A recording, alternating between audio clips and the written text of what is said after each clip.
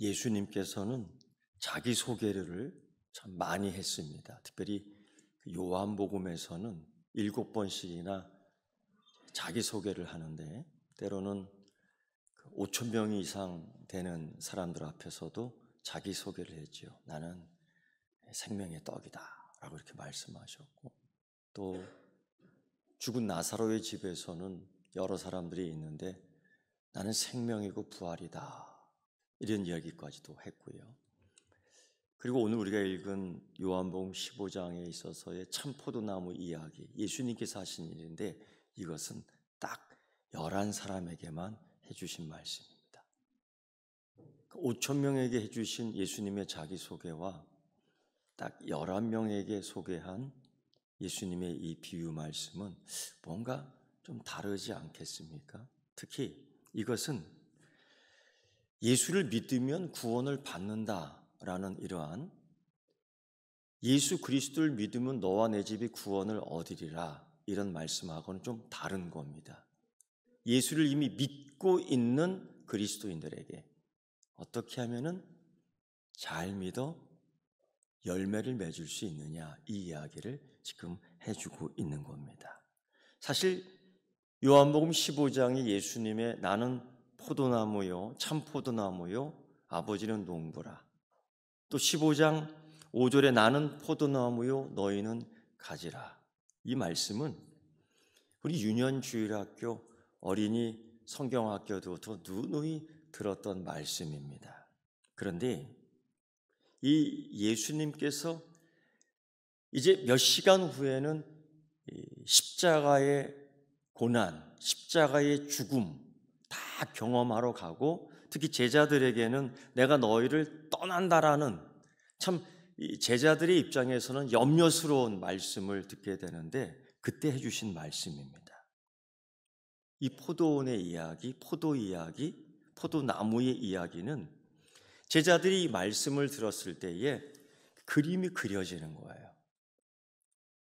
예수님의 이 포도원의 비유, 포도나무의 비유는 사실 독창적이라는 것보다는 이미 구약 성경에 누누이 나와 있는 말씀입니다. 이사야서 5장의 말씀을 보면은 그 농부가 심히 기름진 땅에 극상품의 포도나무를 심었다는 겁니다. 당연히 좋은 땅에 좋은 나무를 심으면 좋은 열매를 맺어야죠. 너무 당연한 겁니다. 그리고 이 포도나무를 지키기 위해서 망대를 세우고 울타리를 세웠다라는 거죠. 그리고 반드시 좋은 열매를 맺기 때문에 필연적으로 술틀도 그 안에 다 준비하고 만들었다는 겁니다. 그리고 열매를 거둬들일 때 보니 이사야서 5장에 말씀의 선지자가 그 하나님 주신 말씀으로 그들을 비유 설명하기를 들포도를 맺었다는 거예요. 황당한 거죠.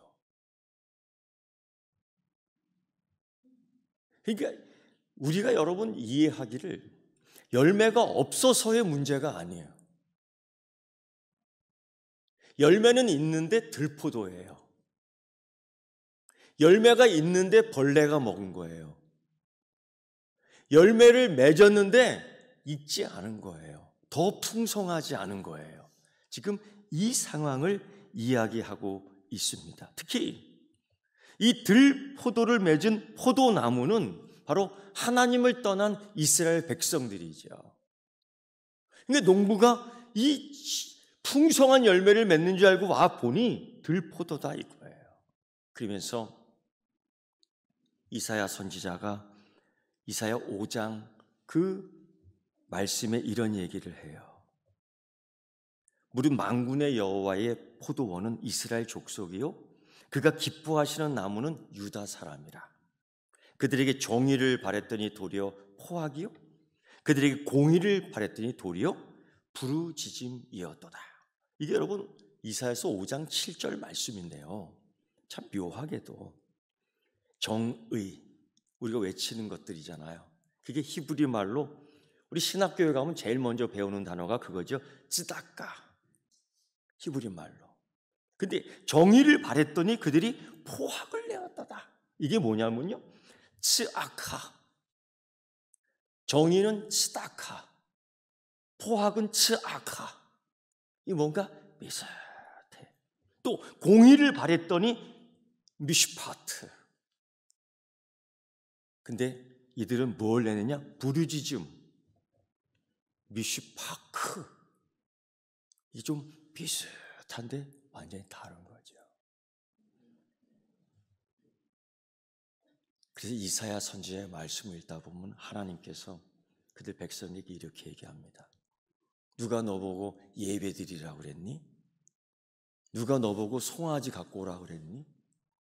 누가 너보고 기름진 것 가져오라고 그랬니? 나는 지겹다. 너희는 마당만 밟을 뿐이다. 라고 얘기를 해요. 굉장히 충격적인 이야기죠. 여러분, 이사야 선지자가 이 정의 포학, 그 히브리 말로 보면 비슷해요. 어떻게 보면 들을 때 착각할 수도 있습니다. 단어와 발음이 거의 분간할 수가 없습니다. 눈에 보이는 이 종교적 예배 속에서는 아주 충실한 자지만은 하나님과 전혀 관계가 없는 자들이에요. 예배드리러 왔지만은 하나님께 예배드리는 것이 아니라 자기들만의 즐김을 위해서 온 자들이에요. 하나님을 속일 수 없습니다. 예수님을 속일 수가 없습니다. 성령님을 속일 수가 없습니다. 여러분, 그런 걸 느끼게 되더라고요. 목사가 됐습니다. 신학교를 다니고 목사 안수를 받고, 그런데 예수님과 전혀 관계없이 신학교도 다닐 수 있더라고요. 어떻게 제도적으로 시험을 보고 안수를 받고, 그러나 예수님 관계없이, 예수님 사랑 없이도 설교할 수 있더라고요. 교회 제도 속에서 장로가 되는데 성령의 감동 없이 교회 조직 속에서 장로 역할을 얼마든지 할 수 있더라고요. 노래를 부르는데 찬양이 아니라 노래만 잘하면 노래 부를 수 있는, 예수님이 받지 않는 노래가 될 수 있더라고요. 기도를 하는데 미사여구를 놓고 줄줄이 우렁차게 할 수 있지만은 하나님의 받지 않는 기도라고 드려요. 여러분, 그런데 우리는 속일 수 있지만 하나님은 속지 않지 않습니까? 예수님을 속일 수 없지 않습니까? 성령님을 속일 수 없지 않습니까? 가룟 유다 3년 반 동안 예수님을 쫓아다녔습니다. 예수님이 가장 가까이에서 표적 사건을 보며 그가 예수 그리스도 하나님의 아들이심을 믿고 그로 믿어 더 영생을 얻게 하름이라는 분명한 목적이 있었습니다. 그보다 더 가까이에서 증거를 본 유다, 그보다 더 한 사람이 없었습니다. 심지어 다른 제자들과 마찬가지로 똑같이 예수의 이름으로 힘입어 귀신을 내쫓았습니다. 예수의 이름을 힘입어 하나님 나라를 전했습니다. 예수의 이름을 힘입어 권능도 행했습니다. 그런데 예수님을 속일 수는 없지요. 그는 예수의 영광을 구하는 것이 아니라 예수의 이름으로 자기 영광을 구하는 자가 되었습니다. 그것뿐이겠습니까? 사도행전 6장의 말씀을 보면 그 아나니아와 삽비라가 나옵니다. 그 아나니아와 삽비라가 초대교회에 자기의 예물을 드리며 하나님을 경배하는 것처럼 보입니다. 그런데 참 안 그래도 되는데 그 제물을, 하나님께 드리는 제물을 속여 빼앗는 거예요. 그걸 본 베드로가, 물론 베드로가 아는 것 아니고 성령님께서 알려주시는 거죠. 여러분, 사람은 그럴듯하게 속일 수 있지만 성령님을 속일 수 없습니다. 성령님이 베드로를 통해서 이렇게 얘기해요. 네가 성령을 속이고. 베드로를 통해 성령님은 이렇게 얘기해요. 네가 하나님에게 거짓말을 하고. 예. 사람에게 보이려고 얼마든지 속일 수 있고 얼마든지 거짓을 할 수 있고 얼마든지 가짜로 행할 수 있지만 하나님은 속지 않으신다. 하나님은 속지 않으신다는 거예요. 이것뿐이겠습니까? 마태복음 7장 산상수훈의 말씀을 살펴보면 예수님이 일찍이 그런 말씀을 합니다.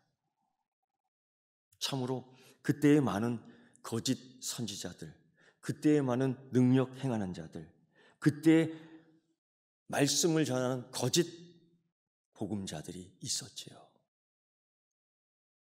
그런데 예수님께서 단 한마디로 거절합니다. 그들이 주의 이름으로 행했습니다. 그들이 예수의 이름으로 이제까지 행했습니다. 그런데 예수님께서는 이렇게 얘기해요. 불법을 행하는 자들아, 내게서 떠나가라. 이때 이 떠나가라 이 의미는 뭐냐? 예수님이 딱 잘라버리는 겁니다. 예수님이 딱 가지를 치는 겁니다. 그런 유다가 예수님 앞에서 가짜의 행세, 예수님이 찍어주는 떡을 받아 먹으면서도 가짜.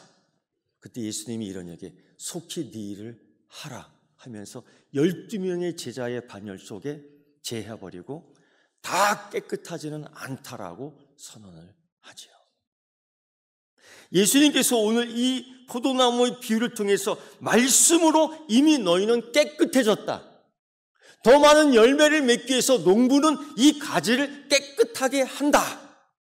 여러분, 이게 농부의 역할인데 포도나무 가지를 많이 맺히게 하기 위해서는 농부가 어떻게 하냐면 기본적으로 2번 가지치기를 하는데요.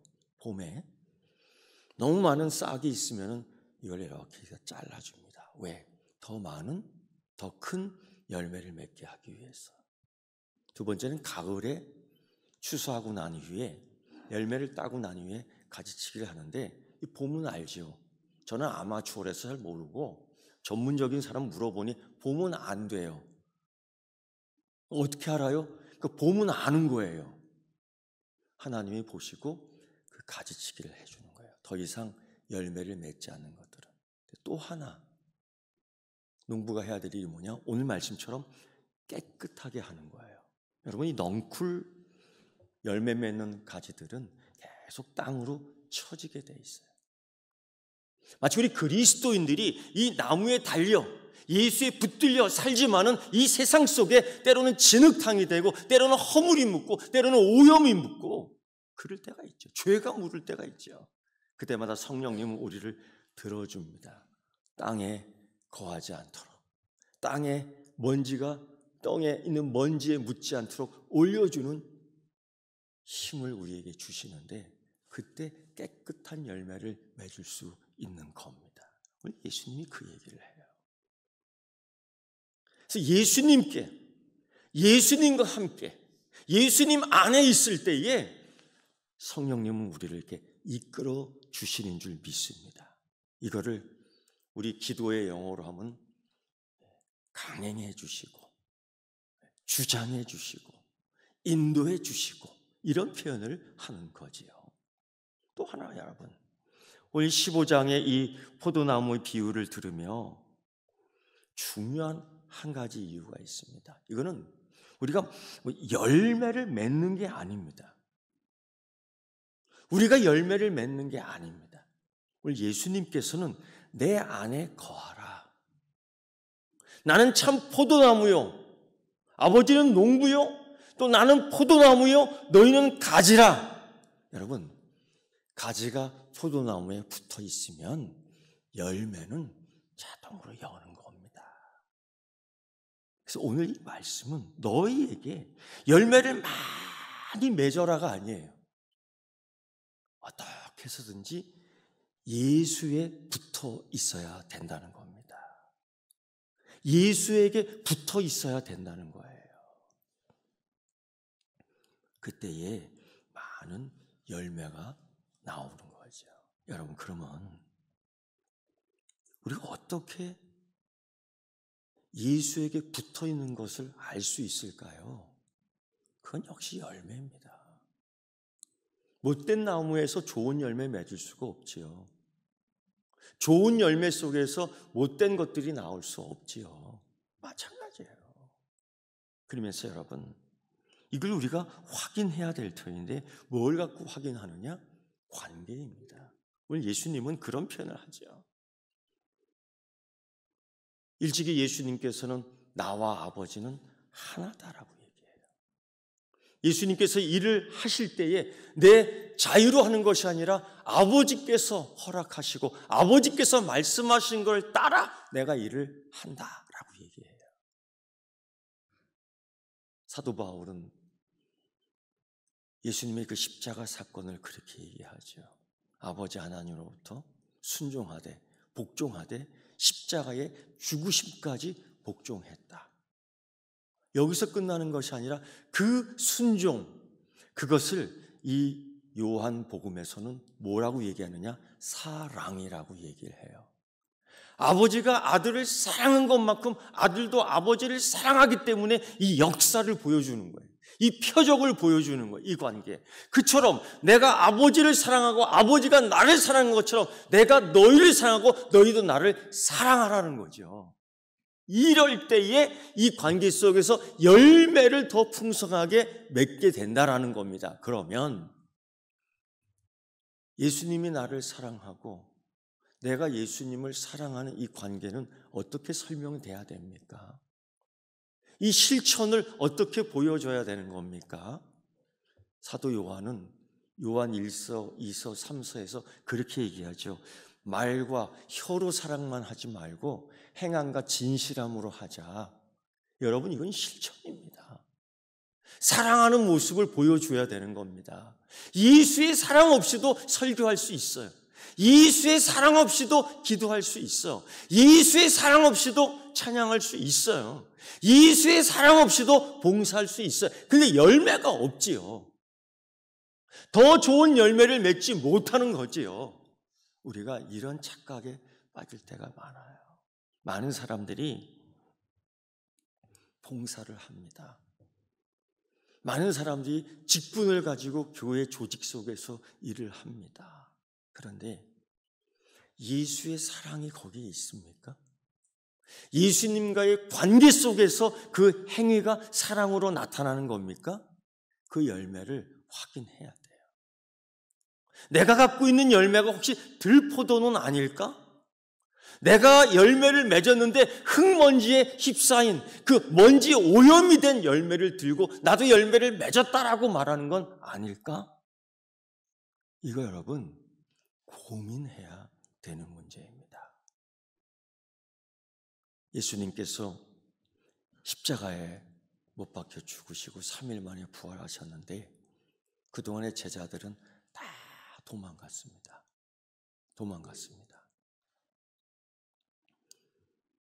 정말 한 명도 남지 않았어요. 그리고 예수님이 부활하시고 제자들을 찾아다니고 만나죠. 대표적으로 갈릴리로 도망간 베드로를 찾아 나섭니다.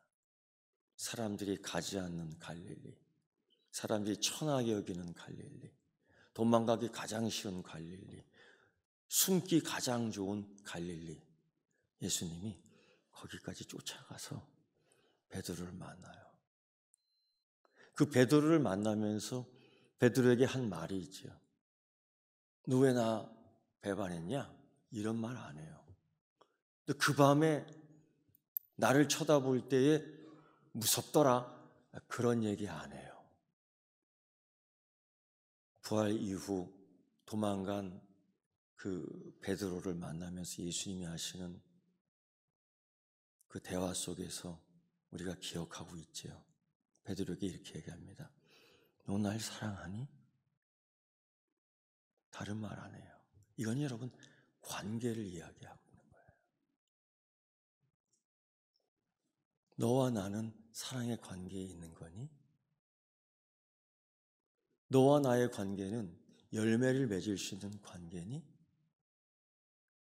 베드로가 뭐 이런저런 별명하잖아요. 뭐 이렇게 해야 되지 저렇게 해야 돼. 그게 아니에요.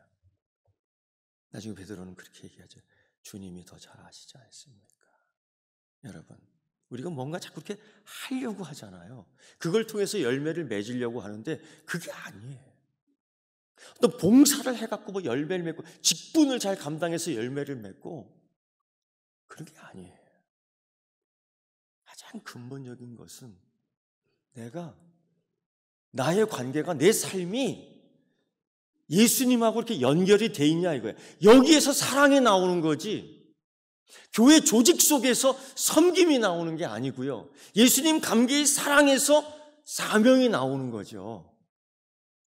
그러니까 열매가 있고 없고, 그러니까 참 포도나무의 열매인지 들포도의 열매인지를 아는 거예요. 여러분, 이사야 말씀을 보면요, 그 들포도를 맺은 그 포도원, 그 참으로 좋은 기름진 땅이었거든요. 근데 농부가 너무 화가 났는지 울타리 담을 다 헐어버립니다. 여러분, 울타리의 담을 헐어버리면 황폐하게 흙이 변할 수밖에 없어요. 특히 지키던 망대도 헐어버립니다. 땅을 지키지 않는 거예요. 그러니까 황무지가 되어버리는 거예요. 그 땅에서는 이제 참 포도 열매를 맺을 수 없는 땅이 돼요. 하나님이 그렇게 해버리겠다라는 거죠. 사랑하는 성도 여러분, 내가 예수님하고 이렇게 붙어 있습니까? 그리고 여기에서 이렇게 사랑의 열매가 나오는 순종이 있습니까? 그 사랑의 구체적인 표현은 순종이에요. 섬김도 봉사도 사명도 그 사람에 대한 사랑의 순종의 표현이에요. 이게 있어야 되는 거예요. 이게 없으면 하나님이 다 갈아엎겠다는 거죠. 오늘 주보를 통해서 나의 죄를 고백합니다라는 이러한 그냥 종이 한쪽 이렇게 받았습니다.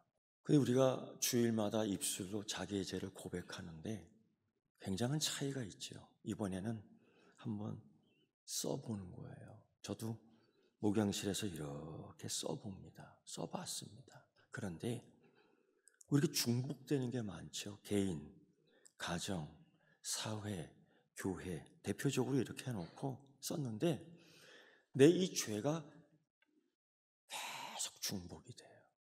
왜 그럴까? 왜 그럴까? 죄가 습관이 되어버린 것 같고 왜 이 죄가 계속 중복이 될까? 이런 죄가 하나 깨달았어요. 뭐냐? 내 사랑이 없구나. 내 사랑이 없구나.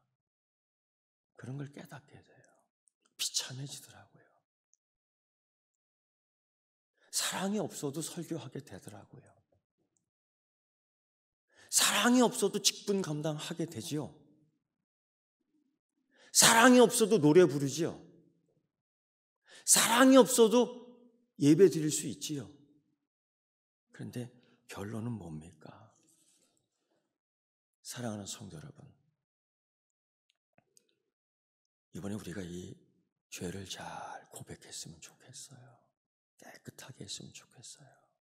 그래서 다시 한번 하나님이 우리를 이렇게 들어 올려줘 그 열매를 깨끗하게 했으면 좋겠어요. 주님은 이미 제자들에게 11명에게 그렇게 얘기했죠.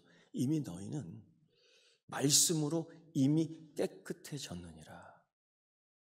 그건 우리에게 굉장한 소망을 준 거죠. 이미. 그러나 나중에 이들이 배반할 거 아닙니까? 그러나 이들이 나중에 다 도망갈 거 아닙니까? 근데 예수님은 이미 말씀해 주셨어요. 너희들은 깨끗하다. 왜? 이건 우리가 관계를 갖는 게 아니라 주님이 관계를 갖는 거기 때문입니다. 사랑하는 성도 여러분, 좋은 열매 맺으십시오. 그건 다른 어떤 것이 아니야. 내가 예수님하고 잘 붙어 있는지. 붙어 있는 것들을 이제 하나님께 예배를 통해서 내 삶을 통해서 보이십시오. 사랑과 순종이 있는지요. 그때 오늘 예수님은 엄청난 유익을 우리에게 줍니다. 뭔지 아세요? 네가 내 안에, 내가 너 안에 있을 때 무엇인지 구하라. 그러면 이르리라. 너희 기쁨이 크리라는 기도 응답입니다. 이건 엄청난 특권이고 열매예요. 두 번째 뭔지 아십니까? 하나님이 내 인생을 통해서 영광을 받으시는 거예요.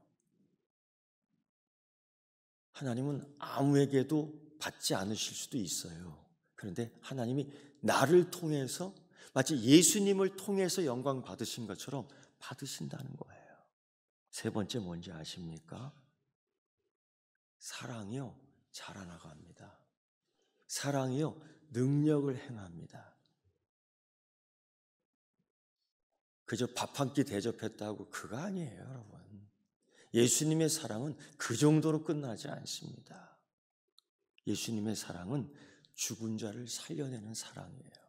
이런 사랑을, 아니 이보다 더 큰 일을 행하겠다 하신 약속이 있습니다. 이걸 누리는 거죠. 네 번째 뭔지 아십니까?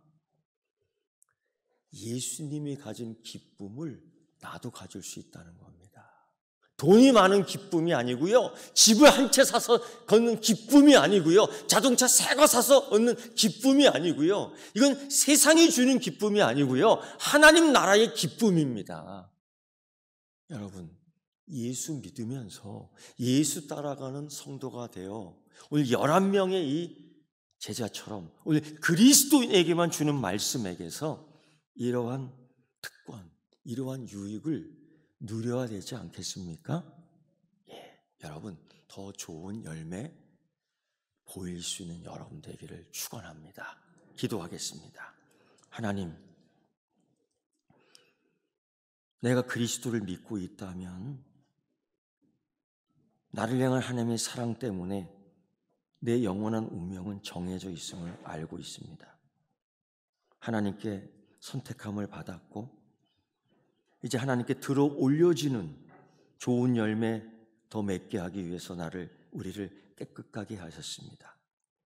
예수 그리스도께 거하고 예수 그리스도 안에 있어 하나님 이 열매를 맺는 사랑과 순종으로 하나님 나타나게 하여 주옵소서.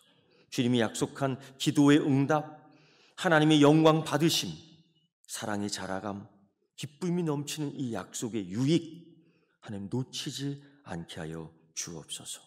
특별히 주님이 이제 너희와 친구다라고 말씀해 주시며 다 얘기했다고 했습니다.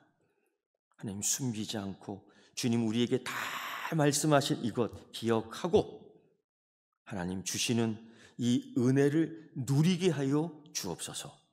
예수님의 이름으로 기도드리옵나이다. 아멘.